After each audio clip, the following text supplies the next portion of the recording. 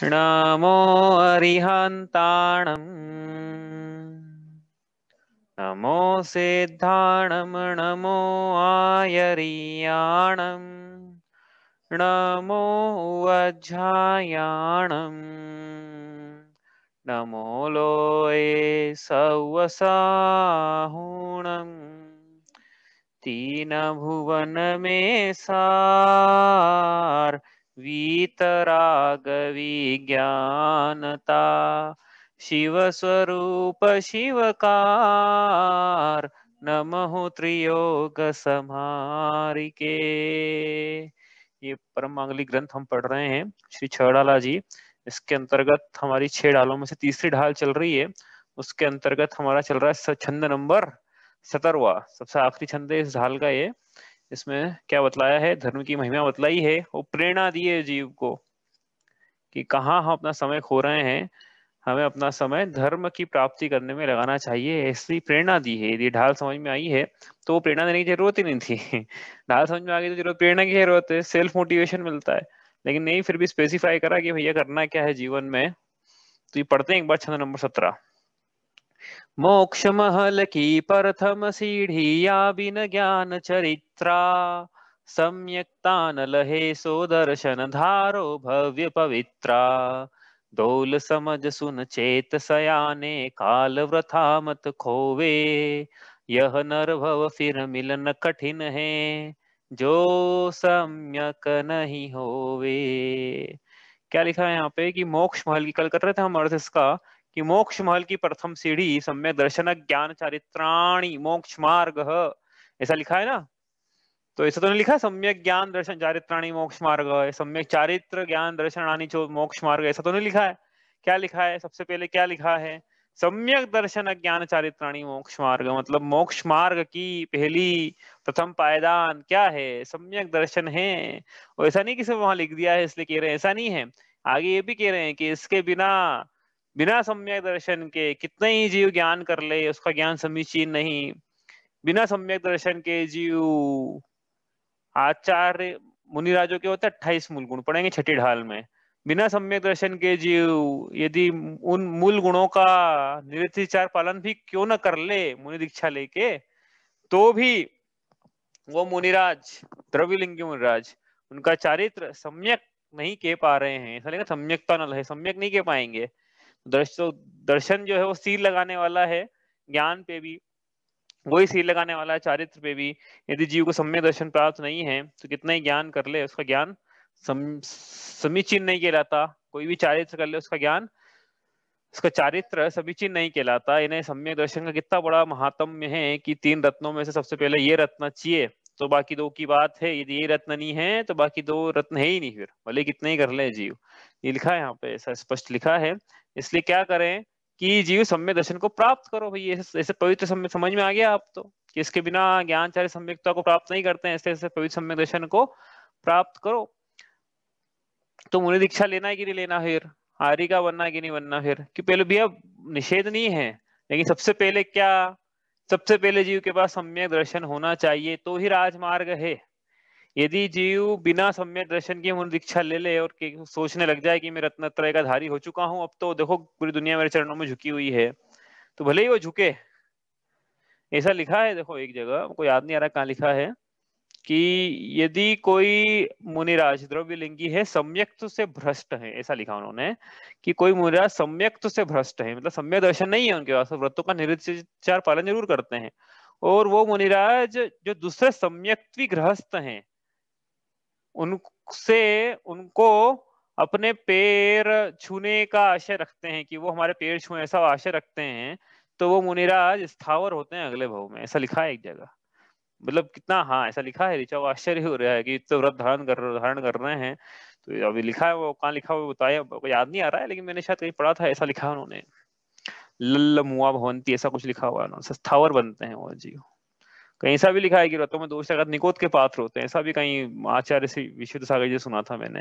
मुनिराज व्रतों में दोष लगाते हैं, तो क्या है, देखो सम्यक दर्शन नहीं है और फिर जीव ऐसा कर अरिहंत की मुद्रा लेके भ्रमण कर रहा है और दोष लगा रहा है, तो देखो कितना मुद्रा कैसे धारण करी, अरिहंत भगवान की मुद्रा करी है धारण। तो छोटा सा भी अपराध करे यदि उस मुद्रा धारण करके तो फल जो है उसका बड़ा मिलेगा। मतलब क्या एक गृहस्थ है यदि जीव कितने ही परिग्रह रख ले, कितने ही रख ले, मतलब सम्यक दर्शन सहित है और परिग्रह रख ले, तो भी उसका जो पाप है, उसका पाप का इतना बड़ा फल नहीं है कि मुनि दीक्षा लेके कोई विपरीत कार्य करे, कोई परिग्रह आदि रख ले, क्योंकि अपने बड़ी प्रतिज्ञा करी है। बड़ी प्रतिज्ञा का करने का, भंग करने का जो फल है वो भी बहुत बड़ा मिलेगा। जैसे प्राइम मिनिस्टर है, कहीं जाए वो पेन चुरा के लिया है, एक पेंसिल रबर चुरा के लिया है कहीं से 1 रुपए का, वो बात खुल जाए कि तो अमेरिका गए थे हमारे कोई गए थे बड़े राजनयिक, वहां से रबर चुरा के लिया है, तो क्या अरे 1 रुपए की तो है, ऐसा नहीं है 1 रुपए की बात नहीं है वो, जिस पद पर हो आप उस पद पर वो शोभा नहीं देता इस प्रकार से। यहाँ लिखा है श्रावकाचार्य जी में, गृहस्थो मोक्ष मार्गस्थो निर्मोहो नेव मोहवान अंगारो ग्रहीशेयान, अंगारो ग्रहीशेयान निर्मोही मोहिनो मुने। क्या लिखा है यहाँ पे, देखो एक बहुत अच्छी मतलब बात लिखी है यहाँ पे, कि देखो दो लोगों को कंपेयर किया है यहाँ पे।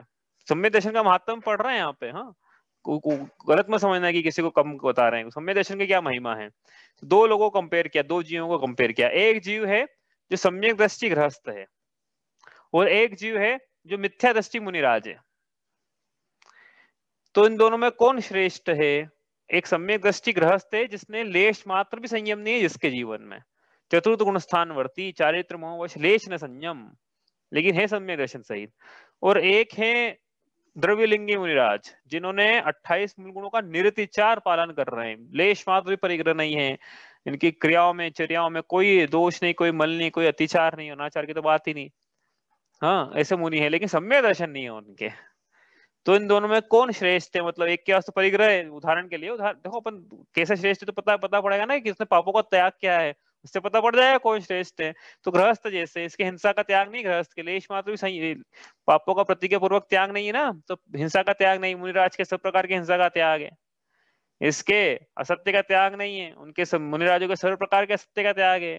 इनके चोरी का त्याग नहीं है, उनके सब प्रकार की चोरी का त्याग है। जल और मिट्टी, क्योंकि गृहस्थ जो है जल और मिट्टी तो ले लेता है ना, बिना दिया हुआ ग्रहण कर लेता जल और मिट्टी, पड़ेंगे चौथे ढाल में, लेकिन मुनिराज तो जल और मिट्टी बिना दिए ग्रहण नहीं करते। ठीक है। और इसके तो ये गृहस्थ है, इसके तो कुशील सेवन अब्रह्म सेवन चल रहा है, मुनिराज है वो तो परम ब्रह्म में लीन है, और ये सब परिग्रह में डूबा हुआ है। मुनिराज जो है वस्त्र पे धागा तक नहीं है। तो बताओ किसके पाप ज्यादा है जीवन में?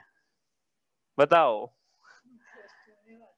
किसके पाप ज्यादा हैं? अरे ऋचा बोल रही मिथ्या दृष्टि विनाश के पाप ज्यादा हैं। अरे क्यों? हिंसा झूठ चोरी कुशल परिग्रह कुछ भी नहीं है जीवन में, किसी। दान नहीं है ना। अरे भैया, लोभ पाप का बाप है, और पाप का दादा कौन है? पाप का दादा मिथ्यात्व है, मिथ्यात्व पाप का दादा है। तो वो पाप का दादा लेके बैठे हैं, और ये तो सिर्फ पाप का बाप ही लेके बैठा है गृहस्थ। ये तो लोभ ही लेके बैठा है, वो तो पाप का दादा लेके बैठे हैं। तो फिर बताओ कौन श्रेष्ठ हुआ?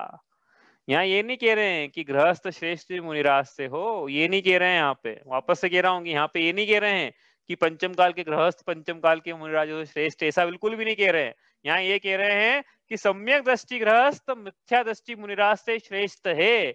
मैं नहीं कह रहा हूँ ऐसा, और कोई पंडित नहीं कह रहे हैं, कोई विद्वान नहीं कह रहे हैं। ये वो कह रहे हैं जो स्वयं मुनिराज हैं, जो स्वयं आचार्य हैं। आचार्य समंत भद्र ऐसा कह रहे हैं, स्वयं आचार्य वो ऐसा कह रहे हैं। कोई और कोई कह देता ना गृहस्थों में तो पता नहीं मंदिर जा पाता कि नहीं, अगले दिन दरवाजे बंद करते कि नहीं आपके दरवाजे आप नहीं आ पाओगे हमारे मंदिर। लेकिन ये कह रहे हैं आचार्य समंत भद्र कि भैया सम्यक दर्शन की महिमा देखो आप, गृहस्थ है लेकिन सम्यक दर्शन से सुशोभित है, तो वो श्रेष्ठ है।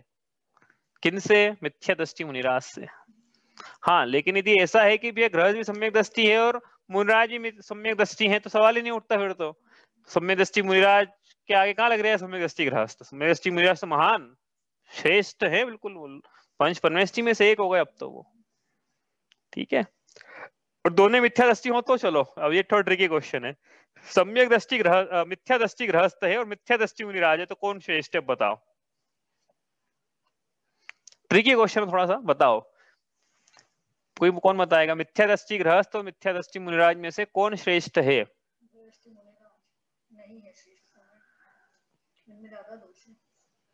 बताओ। मिथ्या दृष्टि गृहस्थ है और मिथ्या दृष्टि मुनिराज है। जो व्रतों का जो मुनिराज बोले ना, तो आपको यही मान के चलना है कि जो व्रतों का निरतिचार पालन कर रहे हैं हम, इनकी मतलब 28 मूल गुणों को वो अच्छे से उसमें दोष नहीं लगाते हैं वो। तो द्रव्यलिंग हुआ ना, नहीं तो उसमें दोष लगा तो द्रव्यलिंग भी नहीं रहेगा। तो द्रव्यलिंगी मुनिराज है और मिथ्या दृष्टि गृहस्थ है। तो कौन श्रेष्ठ है?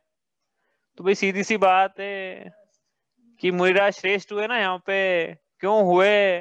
उन्होंने कम से कम पापों का तो त्याग किया है भाई। दोनों में पाप का दादा तो दोनों के पास में है, लेकिन वो पाप का बाप लेके बैठा है उसने, उन्होंने कम से कम बाकी का तो त्याग कर दिया ना भाई। इनके जीवन में मुनिराज है, इनके जीवन में हिंसा, झूठ, चोरी, कुछ परिग्रह इस प्रकार के पाप तो नहीं चल रहे हैं।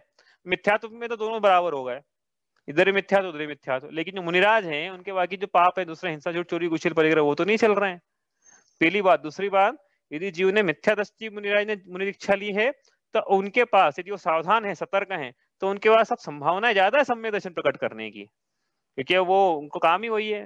हाँ, उनका आत्मा का ध्यान सामायिक, भले मिथ्या दृष्टि है तो क्या हुआ, उनको अनुकूलता ज्यादा, उनको अकुलता नहीं गृहस्थी की। नौकरी पे जाना है इसलिए साहब हम स्वाध्याय नहीं कर पाएंगे, इससे सम्यक ज्ञान समीचीन नहीं हो पाएगा। तो वो ये समझ में आ रही है ना बात। लेकिन इसका मतलब ये नहीं है यहाँ पर तो पढ़ रहे सम्यक दर्शन का क्या महात्म्य है, यहाँ तो ये पढ़ रहे हैं सम्यक दर्शन को जो पढ़ा उसका एक लाइन में सार ये है कि सम्यक दर्शन का इतना महात्म्य है कि भले ही इसके बिना जीव मुनि दीक्षा क्यों ना अंगीकार कर ले, और इसके सहित यदि सम्यक दृष्टि गृहस्थ भी क्यों ना हो, तो ये सम्यक दृष्टि गृहस्थ मिथ्या दृष्टि मुनिराज से ज्यादा महान है, क्योंकि उन्होंने सम्यक दर्शन प्रकट कर लिया। इतना महात्म्य सम्यक दर्शन का कहने का मतलब यहाँ पे ये नहीं बता रहे देखो कि ये है ना संसारी जो है वो मुनिराजों से ज्यादा, यहाँ पे तो ये बता रहे कि सम्यक दर्शन की क्या महिमा है, सम्यक दर्शन का क्या महात्म्य है, कितनी महिमा है उनकी। तो लिखा अनगारो ग्रही श्रेयान निर्मोह मोहिनो मुने, ऐसा लिखा उन्होंने। ठीक है, तो ये इस प्रकार से क्या है कि जीवन में सबसे पहले करने लायक काम यदि है तो जीव सम्यक दर्शन की प्राप्ति करे, ऐसा कह रहे हैं यहाँ पे। इसका मतलब यही हुआ, कंक्लूजन यही हुआ पूरी बात का जो पढ़ के आ रहे हैं पिछले 2-3 छंदों से।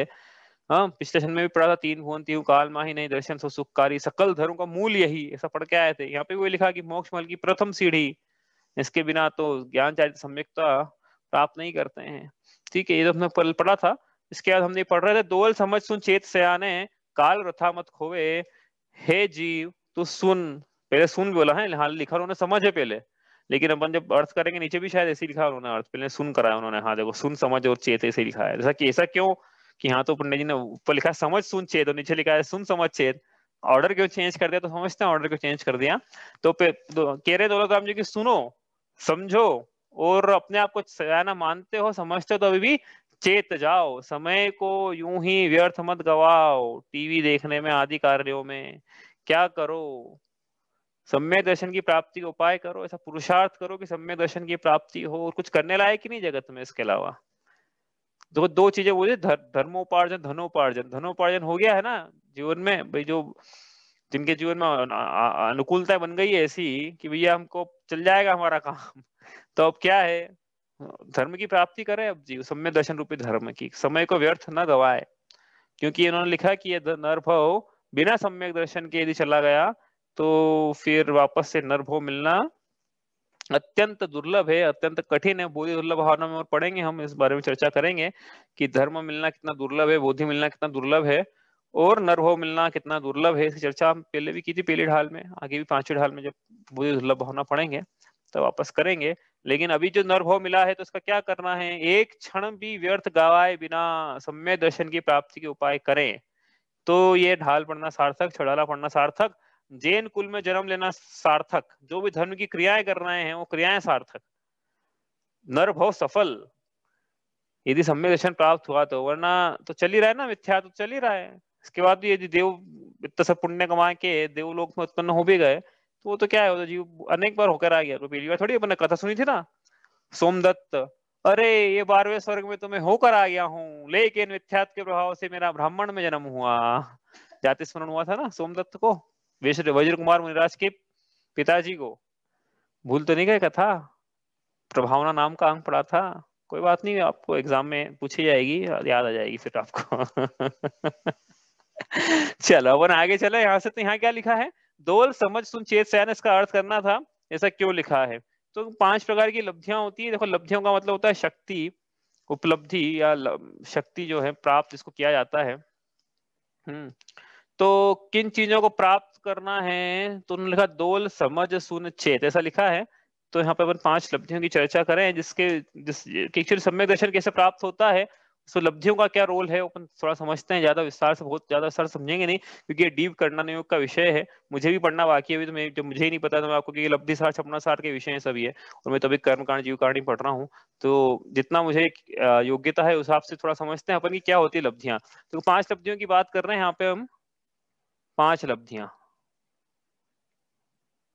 समझ में आएगा कि हम कहाँ पर और हमें क्या करना है, इसलिए पढ़ रहे हैं वैसे तो।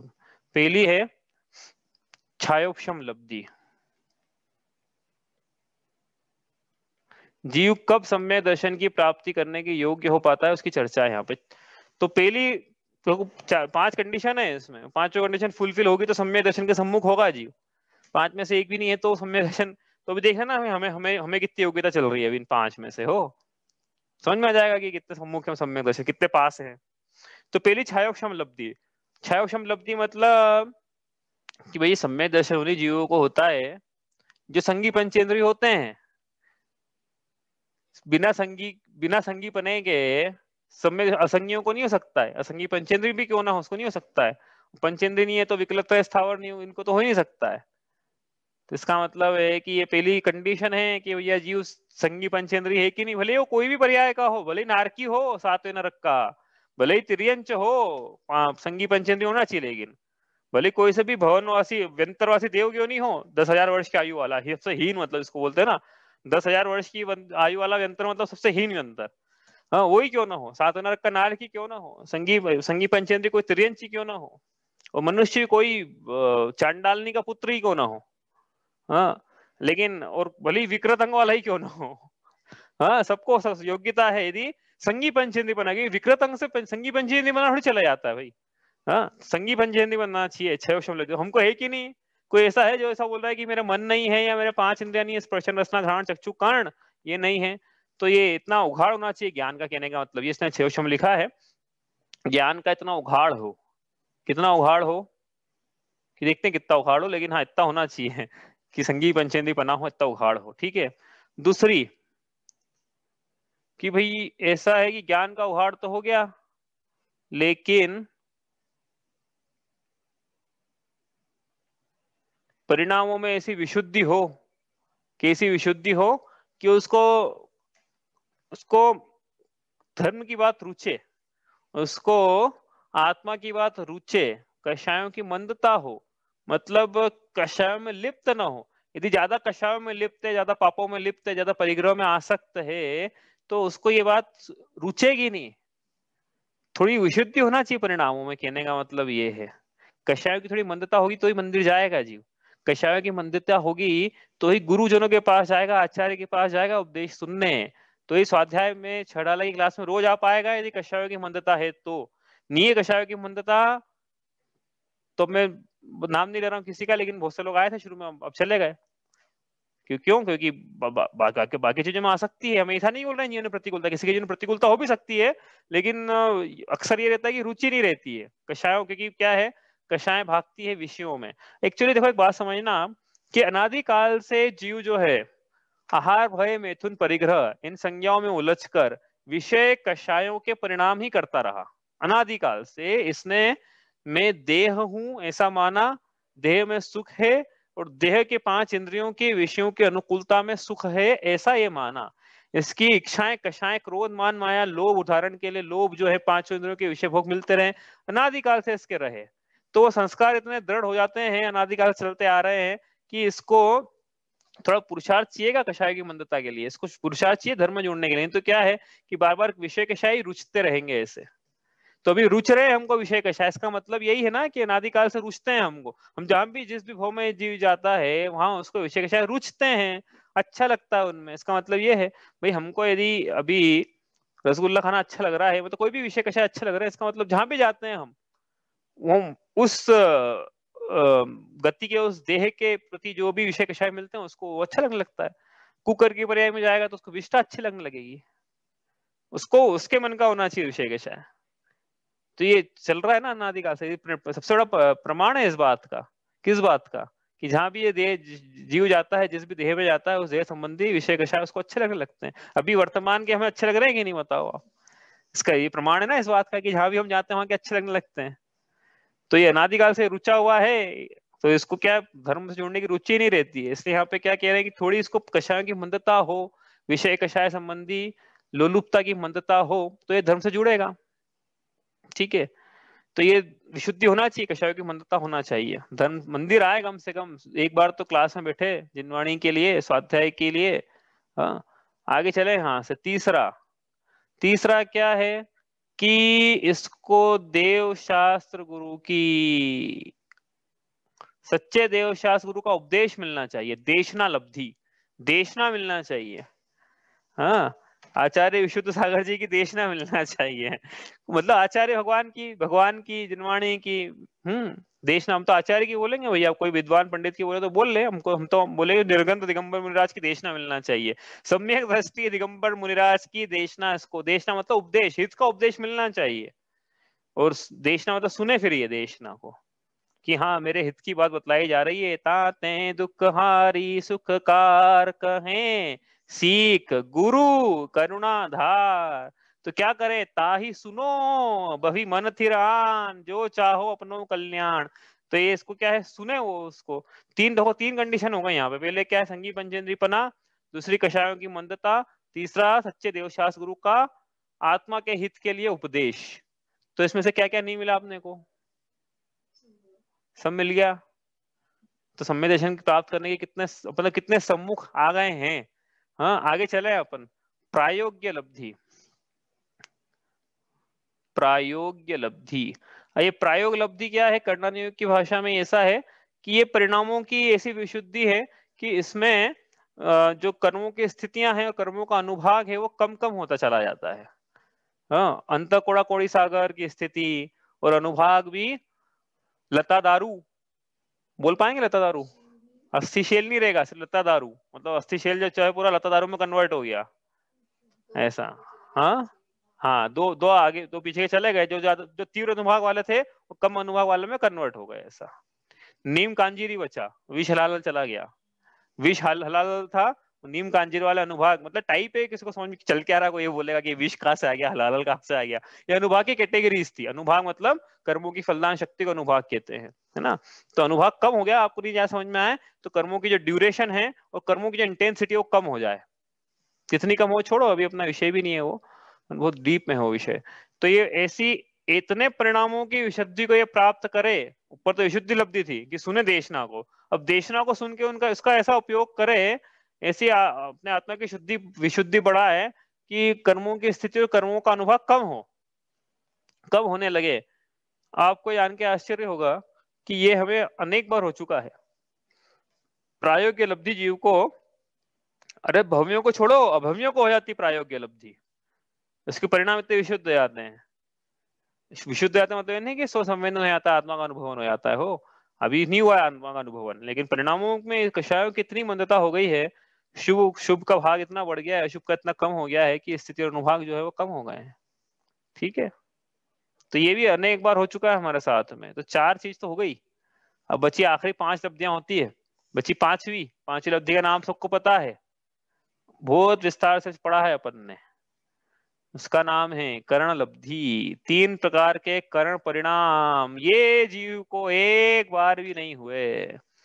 विशुद्धि इतनी बढ़े कि करण परिणामों की प्राप्ति हो, आत्मा के स्वसंवेदन पूर्वक, आत्मा के अनुभवन पूर्वक। क्या हो करण परिणाम, करण परिणाम खोलेंगे नहीं, अपन ने पढ़ लिया है करण परिणाम क्या होते हैं। तो करण परिणाम, अध प्रवृत्त परिणाम, पूर्व करण और अनिवृत्ति करण, ऐसे तीन करण परिणाम थे। इनमें क्या होता है शॉर्ट में, अध प्रवृत्त करण में विशुद्धि बढ़ती जाती है, अनंत अनंत गुना बढ़ती चली जाती है। और अपूर्व करण परिणाम में भी वही स्थिति क्यों पुण्य की जो स्थितियां हैं, पुण्य और पाप दोनों की स्थिति कम हो जाती है, पुण्य का अनुभाग बढ़ जाता है और पाप का अनुभाग कम हो जाता है। और अनिवृत्तिकरण में क्या होता है कि वो आगे विष हो जाता है, वो उपशम का गेप बनानी बीच में, उपशम सम्यक दर्शन की प्राप्ति है इस करण लब्धि के तुरंत बाद। अंतर्मुहूर्त का काल है करण लब्धि का, तीनों का काल भी अंतर्मुहूर्त है, और पूरे करण परिणाम का, तीनों करण परिणाम का काल भी अंतर्मुहूर्त है। इसके तुरंत बाद जीव को उपशम सम्यक दर्शन की प्राप्ति होने वाली है। इसलिए अनिवृत्त करण परिणाम का जो समय है उसमें जो मिथ्यात्व प्रकृति है दर्शन मोह की, उसको या तो आगे ले आते हैं या उसको पीछे धकेल देते हैं। उपशम वाले जो काल है उसमें गैप क्रिएट कर देते हैं। जैसे उपशम का काल आता है, जिसे जीव को क्या होता है, जो अभी तक नहीं हुआ वो होता है, जिसके कारण उसका भव भव कट जाएगा वो होता है, जिसकी उसको अनादि से खोज थी वो होता है। उपसम्य दर्शन की प्राप्ति होती है। उपसम सम्य दर्शन का काल पूरा हुआ, उसके बाद जीव ने पुरुषार्थ रखे अपने, तो उसका उपशम सम्य दर्शन 6 उपशम में कन्वर्ट होगा। अदरवाइज मतलब 4 रास्ते बनते हैं, उसका वर्णन हम करके आए हैं, हम रिवीजन करेंगे जब, तो एक बार और देखेंगे। तो इस प्रकार से ये उपशम सम्य दर्शन पूर्वक 6 उपशम सम्य दर्शन की प्राप्ति होती है। ये 5 लब्धियां इस प्रकार से जीव क्या है। अब ये सम्यक दर्शन का देखो ये समझ में आ गई, 5 लब्धियां इतनी पढ़ना था अपने को, नाम याद कर लेना आप, तो बाकी तो 3 तो आसान है, 6 उपशम, विशुद्धि, देशना। प्रायोग्य और में ऐसा है कि विशुद्धि बढ़ती है और करण लब्धि के मध्य 3 भेद होते हैं, इतना याद रखना बस आप, तो 3 भेद होते हैं उसमें, अध प्रवृत्तकरण, अनिवृत्तिकरण, अपूर्वकरण, अनिवृत्तिकरण, ठीक है। तो इस प्रकार से ये पूरी चर्चा है किसकी, सम्यक दर्शन की चर्चा इस प्रकार से करी है। तो अब क्या करना है, सम्यक दर्शन की प्राप्ति के उपाय करना है। यही है संसार में जो दुखों से बचाने वाला है, ऐसा अनेक बार कह के आए हैं, पीढ़ी ढाल से ऐसा कहते हुए आ रहे हैं। चलो अपन क्या करते हैं कि समय अपने पास है, थोड़ा सा रिवीजन कर लेते हैं। अब कल से तो क्लास रहेगी नहीं अपने 2-3 दिन, देखते हैं अभी कितने दिन बाकी। ये 15, 16, 17, 3 छंद हैं, इनको एक बार रिवाइज कर लेते हैं हमने क्या पढ़ा था, ताकि रिवीजन अपना फिर नहीं तो शेष रह जाएगा। ठीक है, पढ़ते हैं एक बार 15, 16, 17 तीनों में महिमा है सम्यक दर्शन की। ये तीनों छंद एक साथ पढ़ते हैं, ठीक है।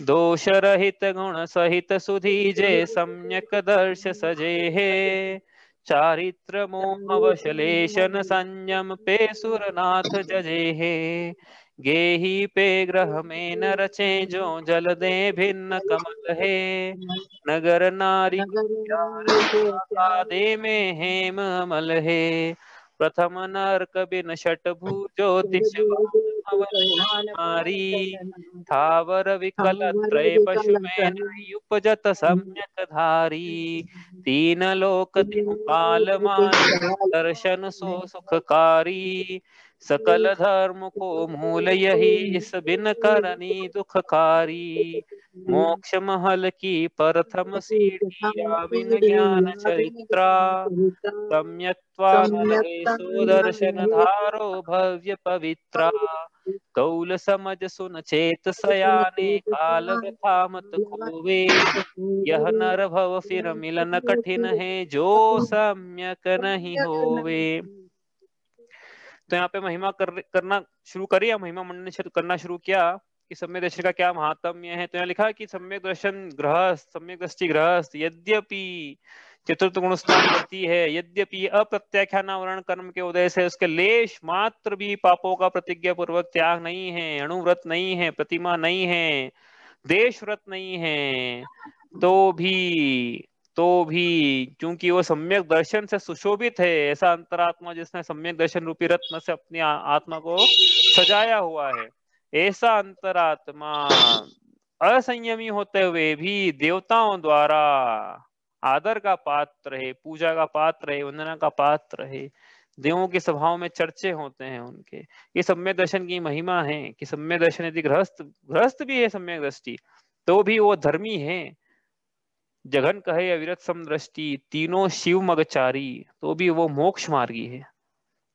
इसलिए क्या है, ये पंक्ति सुन के भी क्या है कि जो ये मोक्ष मार्गी है उसके प्रति, चाहे गृहस्थी क्यों हो, उसके प्रति अविनय का भाव नहीं आना चाहिए। हाँ, कोई है सम्यक दृष्टि, मंदिर ही आता है तो अपन तो सम्यक दृष्टि माने उनको, तो ये भी साधर्मी है अपने लिए, सभी साधर्मी वो सब मोक्ष मार्गी हैं भाई।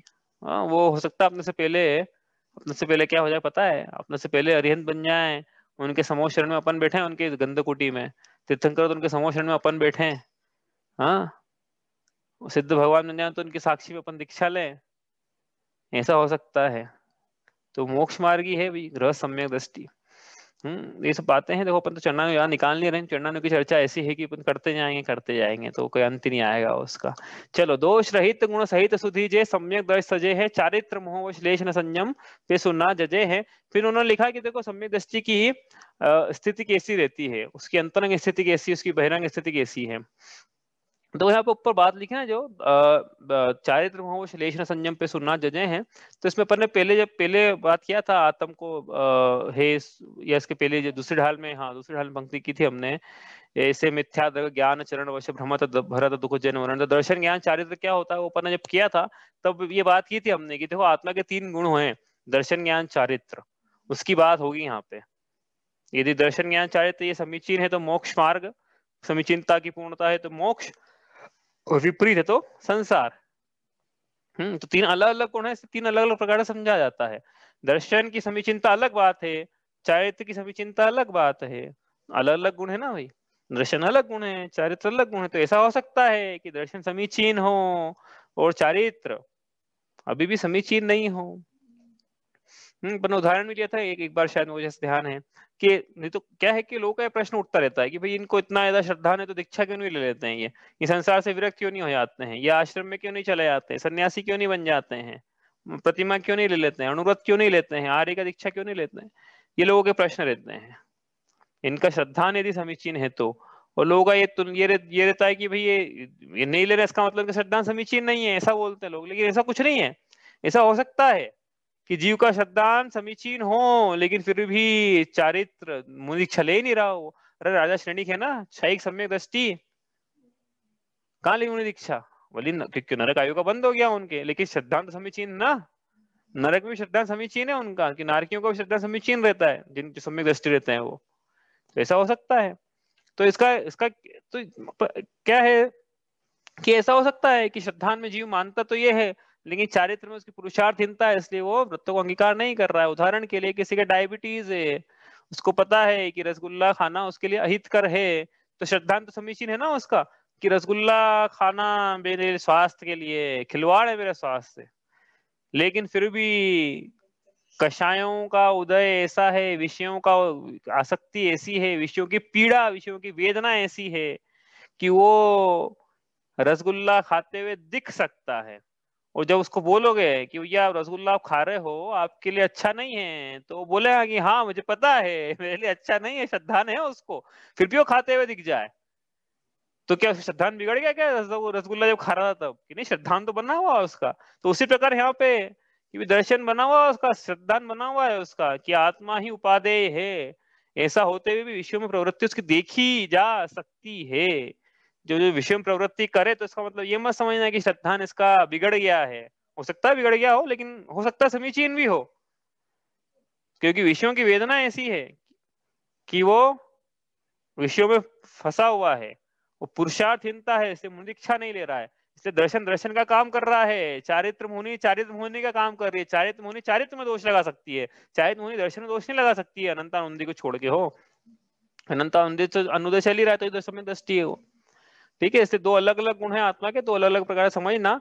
इसलिए क्या है शॉर्ट में समझना एक लाइन में ये है कि ऐसा हो सकता है कि जो सम्यक दृष्टि हो और गृहस्थ हो, ऐसा हो सकता है कि दर्शन समीचीन हो लेकिन चारित्र अभी चारित्र मोहनी का उदय चल रहा है, 3 कषाय चौकड़ी का उदय चल रहा हो, ऐसा हो सकता है, संभव है ना। अलग अलग कर्म की प्रकृतियां है, अलग अलग खेल दिखा रही है, अलग अलग आत्मिक गुण है, अलग अलग प्रकार से उनकी समीचीनता प्रकट है, इस प्रकार से। तो यदि ऐसा जीव है तो घर में किस प्रकार से रहता है उसकी, तो देखो अंतरंग दशा तो ऐसी है उसकी कि क्या है कि अपने आत्मा को उपादेय मानता है, लेकिन चूंकि गृहस्थ घर में रहना है, गृहस्थी में रहना है, तो गृहस्थी के सारे काम करना है उसको। तो क्यों बड़े एक से बढ़कर एक उदाहरण लिखे हैं यहाँ पे कि सम्यक दृष्टि गृहस्थ है, तो गृहस्थ होते हुए भी घर में वो नहीं रचा हुआ है, ऐसा लगेगा बाहर से कि घर में रुचा हुआ है, ये ऐसा लगेगा बाहर से घर में बसा हुआ है, घर में अच्छा लगता है उसको, घर में लिप्त है, लेकिन नहीं ऐसा है नहीं।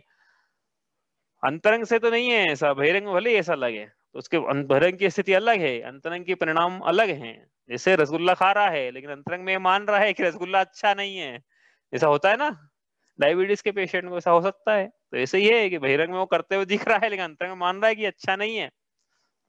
तो सदाचार तो पालन कर रहा है अपने जीवन में, लेकिन फिर भी गृहस्थ है लेकिन गृहस्थी में रुचा हुआ नहीं है। 3 उदाहरण दिए यहाँ पे, जिस प्रकार जल में रहते हुए भी कमल जल से निर्लिप्त रहता है, जल में भीग नहीं गया वो, कमल का पत्ता जल में भीगा हुआ नहीं रहता है। तभी तो ऐसा लिखा आचार्य मानतुंग ने कि हे भगवान, आपके प्रभाव से मेरा यह स्तवन सज्जनों के चित्त को ठीक उसी प्रकार आकर्षित करेगा जिस प्रकार कमल की बूंद पे पानी की बूंद मोती की कांति को उत्पन्न करने का सामर्थ्य रखती है। ऐसा क्यों लिखा उन्होंने कि वो कमल के पत्ते पानी की जो बूंद है ना, वो उस गीला कर ही नहीं पाती है उसको, वो बिल्कुल ऊपर ही ऊपर रहती है, लाइट टोटल इंटरनल रिफ्लेक्शन हो जाता है लाइट का, लाइट निकल जाती है उसमें से, तो सकता है मोती की बूंद हो। कमल का ऊपर से पत्ता भी ऐसा, नीचे है वो भी ऐसा, पानी से, पानी में गीला नहीं होता है, गिरने का मतलब ये अलग रहता है, निर्लिप्त रहता है पानी से। इसलिए कहा जल से भिन्न कमल है, तो सम्यक दृष्टि जीव घर में तो रहे, लेकिन फिर भी जैसे कमल है जल में वैसे है ये, घर में रहते हुए भी निर्लिप्त है, आसक्त नहीं हो गया है भोगों में। इसे घर में आप इसे पूछोगे कि रुचि किस कहाँ पे है इसकी, तो बोलेगा मेरी आत्मा में रुचि है मेरी। तो फिर काम कर क्यों रहे हो, ये कि गृहस्थ हूं ना इसलिए कर रहा हूँ, तो मुझे दीक्षा क्यों नहीं ले रहे हो, पुरुषार्थहीनता है ना मेरी इसलिए नहीं ले रहा हूँ, शायद होने का उदय इसलिए नहीं ले रहा हूँ, कर्मों पे ढोलना चाहे तो होने का उदय है, स्वयं पे ढोलना तो मेरी पुरुषार्थहीनता है। श्रद्धांत समीचीन नहीं है क्या आपका, नहीं श्रद्धांत तो पूरा समीचीन है मेरा, बताया ना मैं डायबिटीज का पेशेंट, रसगुल्ला खा रहा हूँ मैं, रसगुल्ला खाते हुए सिद्धांत के बिगड़ गया, लेकिन सिद्धांत तो बिगड़ेगी, सही है मेरा, रसगुल्ला मेरे लिए अच्छा नहीं है, लेकिन क्या करें, रहा नहीं जा रहा मुझसे, तो इसे ये उसे मुनीक्षा ले नहीं पा रहा है ये, इसलिए गृहस्थ है। लेकिन गृहस्थ है तो फिर रच गया घर में जैसे तो आप कहने का मतलब ये है कि क्या दोनों एक तरीके लगेंगे, मिथ्या दृष्टि गृहस्थ, सम्यक दृष्टि गृहस्थ अपनी चर्या करते हुए, लेकिन सम्यक दृष्टि गृहस्थ की चर्या में सदाचार तो है ही, लेकिन अंतरंग में, मतलब बहिरंग में सदाचार है, अंतरंग में निर्लिप्तता है, ठीक है।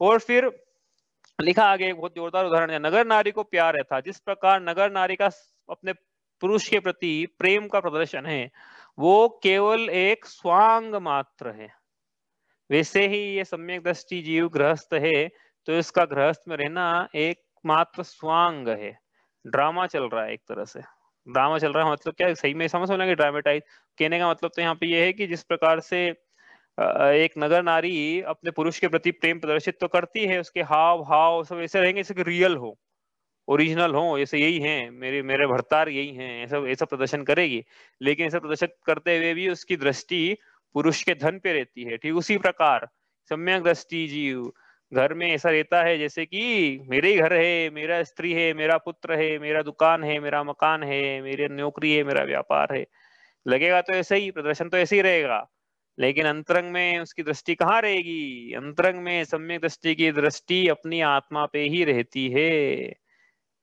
ये ऐसी अवस्था है, ऐसी अवस्था हो सकती है, होती है ना जीव की, तो लिखा है यहाँ पे। राजा भरत थे, उनसे बोला एक बार किसी ने कि भैया आप चक्रवर्ती हो, ऐसा कैसे हो सकता है कि आपके सम्यक दर्शन बना हुआ है अभी तक, हैं इतने 6 खंड की संपदा के स्वामी हो आप, इतने बड़े राजमहल, 96,000 रानियां, और आप सम्यक दृष्टि, क्या राज क्या है आखिर, कैसे संभव है, पॉसिबल ही नहीं है ये। तो राजा भरत ने कहानी सुनी होगी साहब शायद आप लोगों ने, मैं तो सुना रहा हूँ, रिपीट कर रहा हूँ एक तरह से, मैंने तो नहीं सुनाई हालांकि आपको।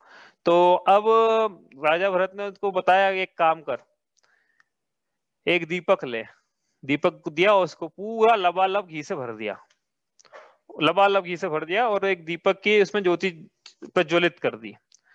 अब वो उस व्यक्ति से बोला कि एक काम करो, अब ये दीपक लो और पूरा मेरा राजमहल देख के आओ, कहाँ पे क्या रत्न जड़े हुए हैं, कहाँ पे किसी बांदरवाल है, पूरे सब आपको, लेकिन एक शर्त है बस, क्या शर्त है कि घी इसमें से एक बूंद भी नीचे नहीं गिरना चाहिए, नहीं तो आपको मृत्यु दंड है।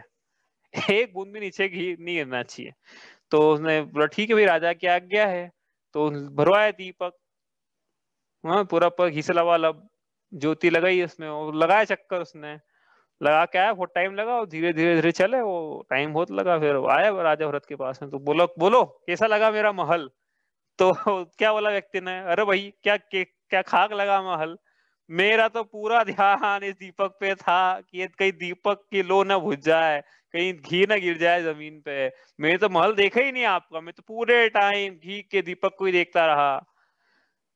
तो फिर राजा भरत ने क्या बोला, आ गया उत्तर समझ में कि मैं 6 खंड की संपदा को कैसे भोग रहा हूँ, मेरा पूरा ध्यान पूरी रुचि अपनी आत्मा में ही है, मैं देखते ही नहीं हूँ, मैं भोगते ही नहीं हूँ, पूरा पूरी रुचि मेरा पूरा श्रद्धान जो है आत्मा की उपादेयता पे है।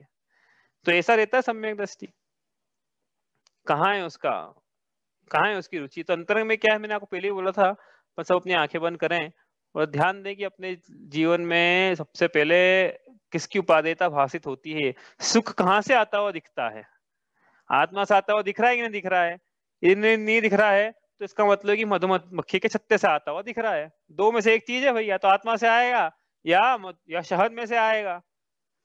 हाँ, नहीं आ रहा है यदि आत्मा से में से, इसका मतलब ये है कि कह रहे हैं, अभी समझा रहे हैं गुरुदेव, क्या समझा रहे हैं कि तीन भुवन तिहु काल माही नहीं, दर्शन सो सुखकारी, सकल धर्म का मूल यही इस बिन करने दुखकारी।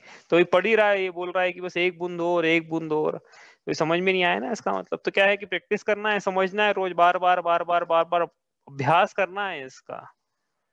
हाँ, ताते जिन वर कथित तत्व अभ्यास करीजे, संशय विभ्रम मोह त्याग आपो लख लीजे, ऐसा बोलेंगे चौथे ढाल में।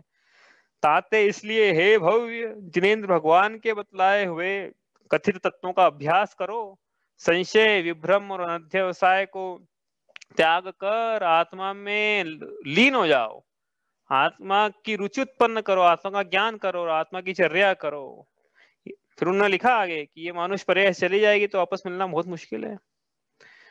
तो ये करने लायक कार्य तो नहीं। क्या क्या कह रहे हैं यहाँ पे कि इस प्रकार से नगर नारी का जैसा प्यार रहता है वैसा सम्यक दृष्टि की गृहस्थ में प्रवृत्ति रहती है। आगे लिखा है कादे में है अमल है, मतलब जिस प्रकार कीचड़ में पड़ के भी सोना अमल ही रहता है, वैसे ही सम्यक दृष्टि यद्यपि गृहस्थ के दलदल में है गृहस्थी के, तो भी उसका सम्यक दर्शन शुद्ध है। सम्यक दर्शन से शुद्ध है वो। सम्यक दर्शन शुद्ध मतलब सम्यक दर्शन से शुद्ध है वो फिर भी मोक्ष मार्गी है। हाँ, भले उपचार से किए, क्योंकि आप बोलो सम्यक दर्शन ज्ञान चारित्र तीनों की एकता, तो ऐसा गया है शास्त्रों में, सम्यक दर्शन ज्ञान चारित्र तीनों की एकता मोक्ष मार्ग है। तो फिर एकता तो है ही नहीं गृह सम्यक दृष्टि, इसके मोक्ष मार्ग कैसे कह रहे हो? तो पहले बताया था, उपचार से कह रहे हैं, भले इनके सम्यक दर्शन ही प्रकट है, चारित्र भी समीचीन नहीं है, लेकिन भविष्य में। तो एक बात बताता हूँ मैं आपको, सम्यक दृष्टि जीव यदि सम्यक दर्शन को बनाए रखे, जैसे हमने भी सम्यक दर्शन प्रकट किया नया नया, अनादि मिथ्या दृष्टि थे, और पहली बार जीव ने सम्यक दर्शन प्रकट किया, ऐसी भाव में प्रकट किया। अब ये सम्यक दर्शन को यदि बनाए रखे, तो भाई पहले तो ये कि यदि नहीं बनाए रखता है, छूट जाता है, तो क्या, तो इसका अधिक से अधिक अर्ध पुद्गल परावर्तन काल में नियम से मोक्ष होगा। ठीक है, पहली चीज तो ये। लेकिन बनाए रखे तो क्या, सम्यक दर्शन छोड़े ही नहीं है इसका, पंचम काल में सम्यक दर्शन नहीं छूटा, फिर यहाँ से देव वैमानिक देव बनाए, वहां भी नहीं छूटा, फिर आया कहीं गया, मतलब देवी फिर मनुष्य बनेगा, नहीं छूटा, तो कब तक ऐसा होता रहेगा कि ये जीव जो सम्यक दर्शन को बनाए रखे, तो अधिकतम 7-8 भव में नियम से मोक्ष को प्राप्त करेगा। ये सम्यक दर्शन का महात्म्य है। सम्यक दर्शन गारंटी दे रहा है कि मुझे 7-8 भव तक बना के रखो, बस नियम से 7-8 भव में मोक्ष की प्राप्ति, गारंटी गारंटी दे रहा है सम्यक दर्शन। तो ये इस प्रकार से इसका महात्म्य समझना चाहिए हमें।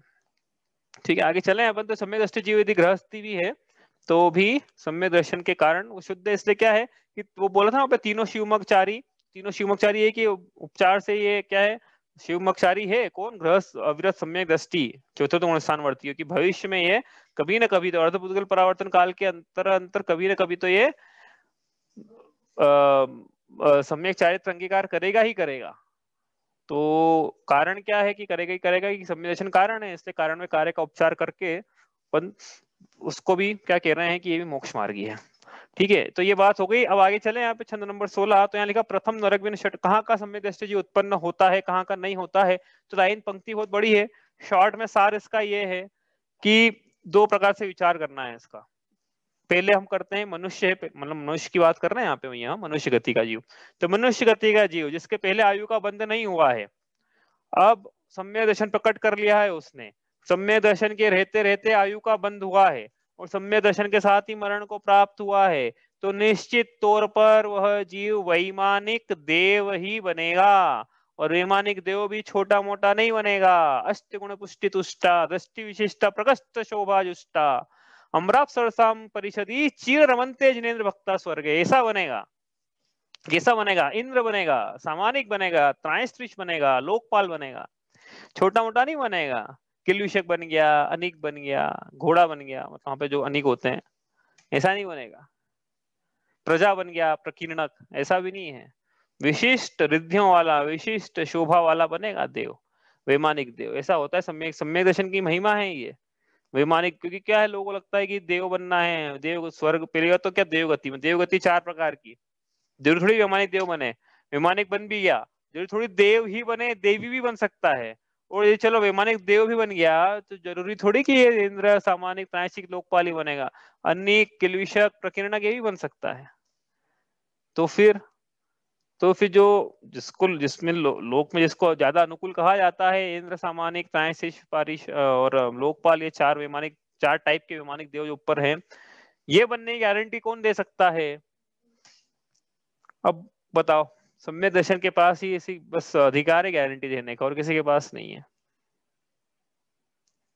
तो स्वर्गवासी जीव होना चाहता है, कौन सा वाला स्वर्गवासी होना चाहता है? लेकिन ये तो बहुत सारे, पहली बात तो जो है ना वो 3 भौतिक जहां जाते हैं उनको स्वर्ग नाम की संज्ञा ही नहीं, पहली बात तो देवगति जरूर है उनकी, हाँ ध्यान रखना है बात, स्वर्ग की संज्ञा सिर्फ वैमानिकों को है, स्वर्ग नाम की संज्ञा जो मतलब स्वर्गवासी स्वर्गवासी, तो ये वैमानिक देवों के लिए संज्ञा। वो भवंतरी जो है, भवनवासी यंत्र ज्योतिष, उन वो जहाँ रहते हैं उनके जो स्थान है, भवन, भवनपुर, तालाब, वो जो जो उसको स्वर्ग की संज्ञा ही नहीं है।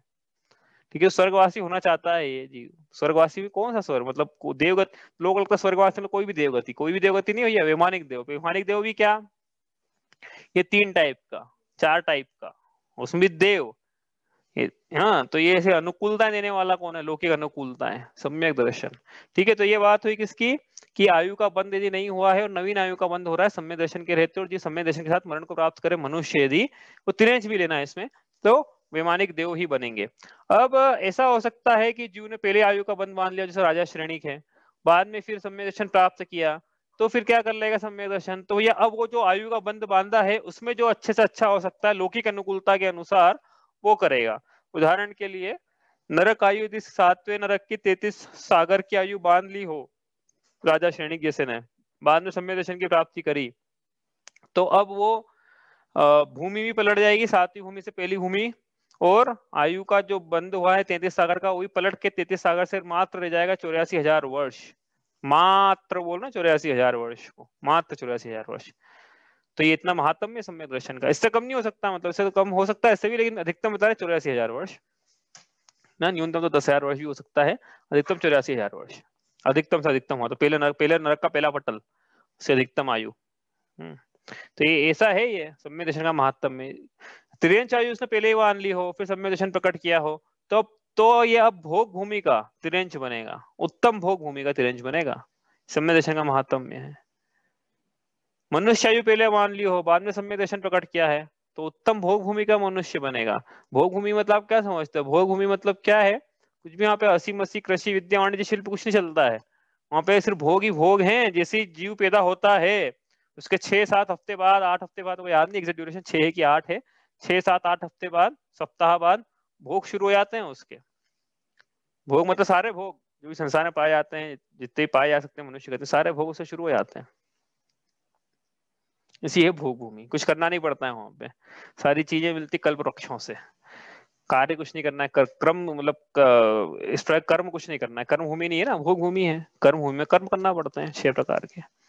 तो ऐसा है ये सम्यक दर्शन का महात्म्य है। ओ यदि इसने देव आयु मान लियो, मान ले व्यंतरों की 10,000 वर्ष का आयु मान लियो, मान लो पहले देवगति की, और बाद में सम्यक दर्शन प्रकट हुआ हो, तो ये व्यंतर पलट जाएगा, व्यंतर नहीं बनेगा, वैमानिक बनेगा, और 10,000 आयु वर्ष वाला नहीं बनेगा। अब ये जो सागर, जो जिस पटल में जाना है ऊपर, जिस स्वर्ग में जाना है, वहां की अच्छी आयु वाला बनेगा, और उसमें भी अच्छी आयु वाले में देव भी अच्छा बनेगा, ये अच्छी कैटेगरी का देव बनेगा, मतलब वहां पे भी जैसे होता है ना प्राइम मिनिस्टर है, इस प्रकार से।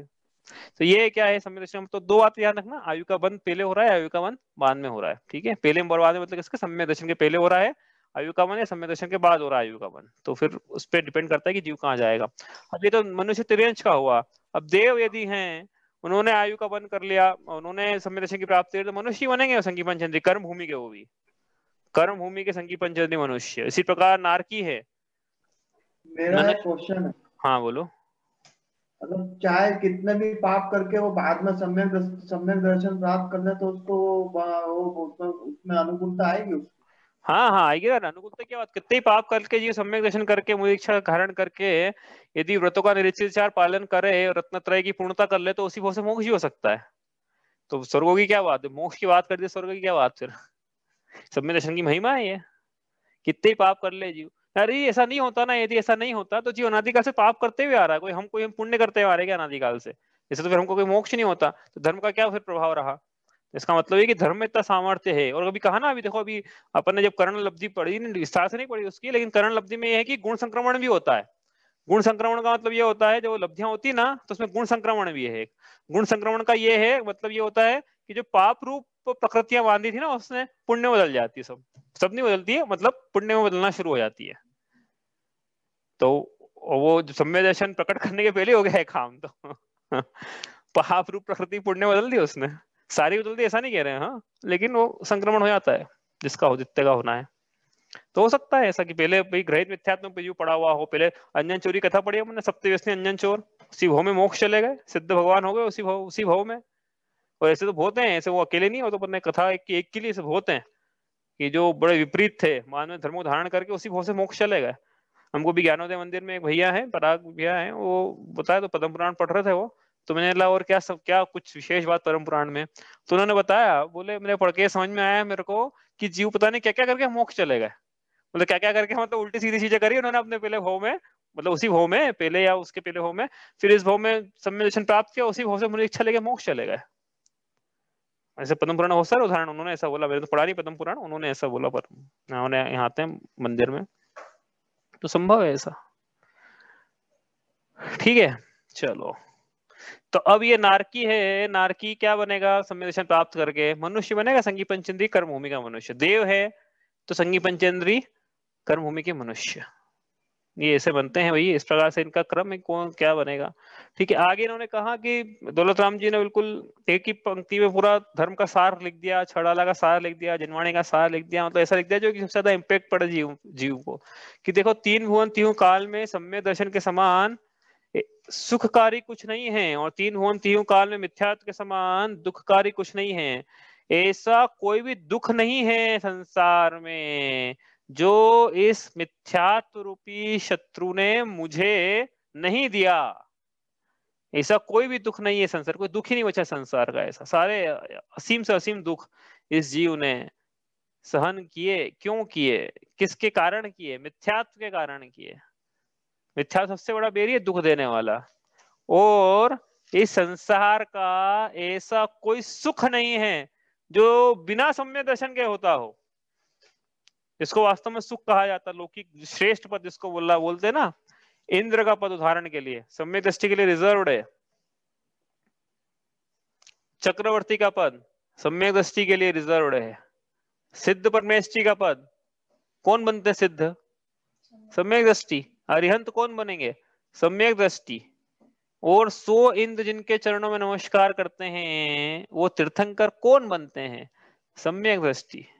3 लोक के स्वामी कौन बनते हैं? सम्यक दृष्टि। तो कहने का क्या मतलब है कि अब संसार के सारे लौकिक अनुकूलता, अभ्युदय और निःश्रेयस मतलब मोक्ष, अपवर्ग, इसकी प्राप्ति सिर्फ सम्यक दृष्टियों को ही होती है। सम्यक दर्शन का महात्म्य है। मतलब इसका क्या, दोनों बातें हैं कि मिथ्यात्व, ऐसा कोई दुख नहीं है जो मिथ्यात्व ने नहीं दिया, ऐसा कोई सुख नहीं है जो सम्यक दर्शन नहीं दे सकता। इसलिए क्या है धर्म को, इसलिए जो सम्यक दर्शन रूपी धर्म है, इसको कहा कि भाई यही तो संसार में चिर साथी है। इस जांचे सुर तरु दे सुख चिंतत चिंता रेन, बिना जांचे बिना चिंते धर्म सकल सुख देन। धर्म जो है सभी प्रकार के सुख, इस लोक के भी और परलोक के भी, परलोक मतलब मोक्ष के भी, सारे सुख दिलाने में सामर्थ्य को किसका है? सम्यक दर्शन का सामर्थ्य है। इसलिए कहा यहाँ पे कि सभी धर्मों का मूल सम्यक दर्शन है, इसके बिना तो सिर्फ दुखकारी है। ऐसे धर्म का मूल सम्यक दर्शन है, इसके बिना सारी क्रियाएं जो हैं, आगे कहा ना अगली पंक्ति में, देखो अगली पंक्ति पढ़ते हैं अपन, कि इसके बिना, मतलब मूल का कह दिया, तो इसका मतलब ये मूल नहीं है तो इसके ऊपर जो भी वृक्ष उग ही नहीं सकता, ज्ञान और चारित्र और धर्म का और मोक्ष के फल लग ही नहीं सकते हैं। मूल में बीज जो है सम्यक दर्शन का होना जरूरी है, यदि धर्म रूपी वृक्ष खड़ा करना है तो। नहीं तो क्या चल रहा है? संसार चल रहा है, मिथ्यात्व चल रहा है, आश्रव चल रहा है, अविरति चल रही है, प्रमाद चल रहा है, कषाय चल रही है, विषय में प्रवृत्ति चल रही है, संसार परिभ्रमण बढ़ रहा है। हाँ, यदि सम्यक दर्शन नहीं है तो। इसलिए यहाँ पे कहा कि हे जीव, यदि हम मोक्ष प्राप्त करना चाहते हैं तो क्या करें? क्या करें? सबसे पहले अनेक बार बताया, 2-3 बार बताया तो पिछले 2-3 दिन में। सबसे पहले ग्रहित मिथ्यात्व का त्याग करके मूर्ताओं का त्याग करें, फिर सच्चे देव शास्त्र गुरु का श्रद्धानी होकर, सात तत्वों का श्रद्धानी होकर, आपा पर का श्रद्धानी होकर आत्मा में रुचि उत्पन्न करने के लिए 8 अंगों सहित 25 दोषों रहित औपशमिक सम्यक दर्शन पूर्वक छायोक्षमिक सम्यक दर्शन को प्राप्त करके अगले भव में वैमानिक देव बन करके फिर उसके अगले भव में कर्म भूमि में जन्म लेके वहां से सिद्ध शिला को प्राप्त करे। ये धर्म का सार है, ये रीति है, ये तरीका है अभी पंचम काल में मोक्ष जाने का। यही, इसके बिना तो कुछ नहीं है, बस यही है। ये सीखा तो सीखा नहीं, ये नहीं सीखा तो कुछ नहीं सीखा। कला बहुतर जगत में जामे जो सरदार, एक जीव की जीविका दूजी जीव उद्धार, तो ये जीव उद्धार की कला है, ये यही कला है, बस यही सीखने लायक था, यही सीखा हमने अभी छड़ाला में, यही सार था। मैंने आपसे यही कहा कि यही सार है। देखो मैंने तो आपको बोला कि यही सार था और सीखने लायक तो यही था इसमें, बाकी तो विस्तार है, ये सार है। ठीक है, तो मोक्ष महल की प्रथम सीढ़ी या बिन ज्ञान चरित्र सम्यक्ता न लहे सो दर्शन धारो भवि पवित्र पवित्र। इसलिए हे जीव ऐसे पवित्र सम्यक दर्शन को धारण कर अपना समय जो है व्यर्थ के कामों में मत। अभी अनर्थ दंड पढ़ेंगे ज्योति ढाल में हम, क्या होता है अनर्थ दंड। ऐसी क्रिया जिसका कोई प्रयोजन ही नहीं है, अनर्थ दंड। कोई एडवाइस मांगने आए ही नहीं हमसे, सामने वाले को एडवाइस दे रहे हैं, तो पंडिताई कर रहे हैं, ये अनर्थ दंड है।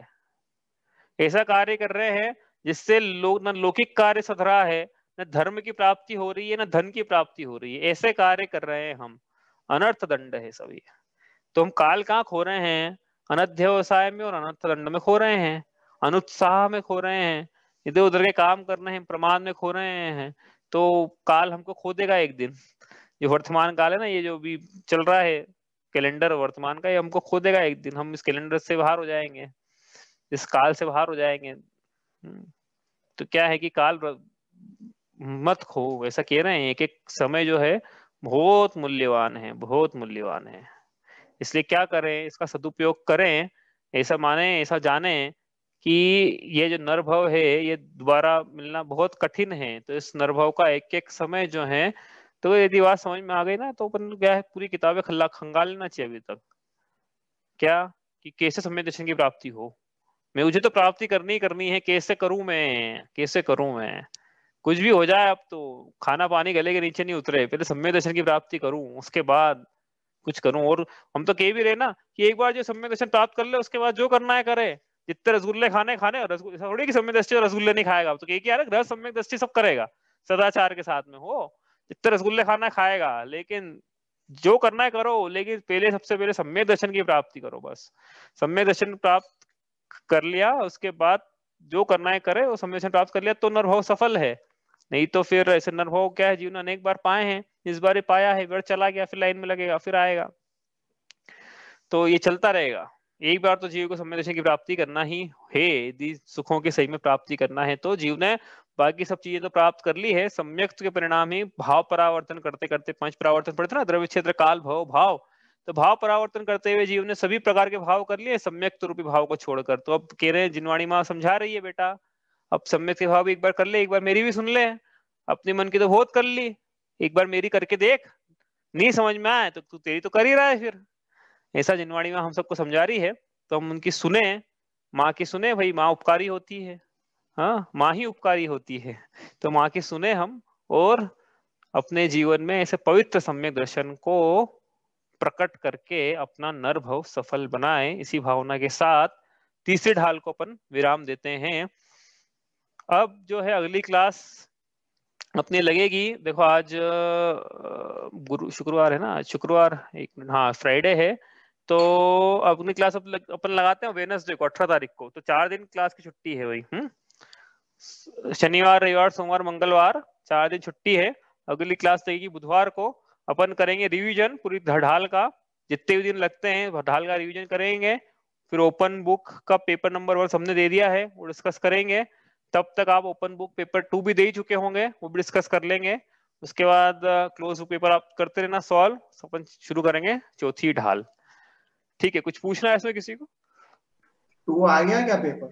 नहीं अभी नहीं, अभी आज बनाई नहीं, अभी तो आएगा कहाँ से। नहीं तो आप बोल दो कि वो भी वो दे चुके होंगे, हाँ तो अभी मैं मतलब अभी 7-8 दिन रहेंगे आपके पास करने के, मतलब साहब की बुधवार से अपन करेंगे ना शुरू, तो गुरुवार 4 दिन बुधवार के, फिर ढाल का रिवीजन है, फिर ओपन बुक तो का आप जब क्लास वापस लोगे तभी बनाओगे ना पेपर, तो क्या अभी दे नहीं पेपर तो बना दो, दोगे? पेपर में क्या है, अरे ओपन बुक का पेपर तो मैं आपको दे दूंगा, व्हाट्सएप पे आ जाएगा आपके पास में, आप दे देना ओपन बुक अच्छा। का। हाँ ओपन बुक के लिए क्लास की क्या जरूरत है, अब तो हो गई ना ढाल, ओपन बुक का इसी में से तो आएगा, वो जो 11वां छंद था उसके बाद से आएगा, 11-17 छंद देव हाँ मतलब जिनेन्द्र अभी गुरु पर। हाँ छुट्टियों में ही मिल जाएगा, यूं कह रहे हो आप? हाँ हाँ अभी मिल जाएगा, आजकल में ही, आजकल में ही बन, मैं तो अब लेट चल रहा हूँ मैं अपने शेड्यूल से, आपको दे देना था अभी तक तो, लेकिन अब आजकल में मिल जाएगा, कल आज तो नहीं मिलेगा, कल परसों मिल जाएगा। ठीक है, तो अगली क्लास अपनी बुधवार को लगेगी, अपन रिवीजन करेंगे इसका। कुछ पूछना है आपको और किसी को? ठीक है। आज को नहीं, एक ना चार ही तो लोगे अपन। हाँ चलो, चलो इतना ही करते हैं आज। सहजानंदी शुद्ध स्वरूपी अविनाशी में आत्म स्वरूप, ज्ञानानंदी पूर्ण निराकुल सदा प्रकाशित मेरा रूप, देह मरे पर मैं नहीं मरता, अजर अमर हूँ आत्म स्वरूप, सहजानंदी शुद्ध स्वरूपी अविनाशी में आत्म स्वरूप, जहाँ वाणी के ज्ञान ते सूझे लोकालोक, सो वाणी मस्तक नमो सदा देता हूँ धो।